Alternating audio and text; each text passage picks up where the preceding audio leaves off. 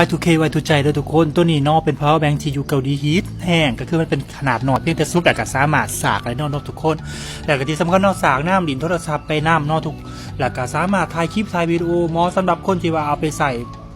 เป็นพ่อค้าแม่ค้าออนไลน์มักเฮ็ดคลิปมักเฮ็ดคอนเทนต์ต่างๆใส่ระวางมือเนาะแบบว่าเฮาถ่ายโดนแบตมันก็เบิดไว้แต่เฮามีตัวนี้ก็ซอยให้เฮาใส่งานได้ทนเพิ่มขึ้นเนาะพกพาขึ้นยุ่นนั่นนี่ได้เบิดเลยแต่ก็ที่สำคัญเนาะมันถึงว่าเป็นตัวจิ๋วเนี่ยหน่อยจังซี่เนาะแต่ว่าสากไวแห้งเด้อถึงกำลังไฟหอด20วัตต์เลยทุกคนแต่ก็มีพวก LED เบิ่งเปอร์เซ็นต์แบตนำว่า power bank เฮาเดือเท่าใดเวลาที่เฮาสากเฮาสามารถหมอดไปนำก็ได้เพียงแต่คลิกเนาะ2 บาทมันก็สามารถหมอดที่อีกบาทนึงมันก็สามารถสากให้เฮาเพิ่มได้แต่ก็จะมีหู2 สายเป็น Type C เวลาที่เฮาจะสากpower bank สากแป๊บเดียวก็แบตเต็มงานเนาะขนาดบรรจุประมาณ5,200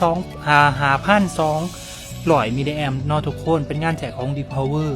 เลยตัวนี้ผ่านหมออกยังเบ็ดเสร็จงานแถเนาะทุกคนแต่ก็ใส่งานได้สะดวกสบายแห้งเหมาะกับการเอาไปเที่ยวเหมาะกับการเวลาที่เฮาเอาไปเฮ็ดเวียกเด้อตัวนี้ตอบโจทย์ได้หลายคนเด้อ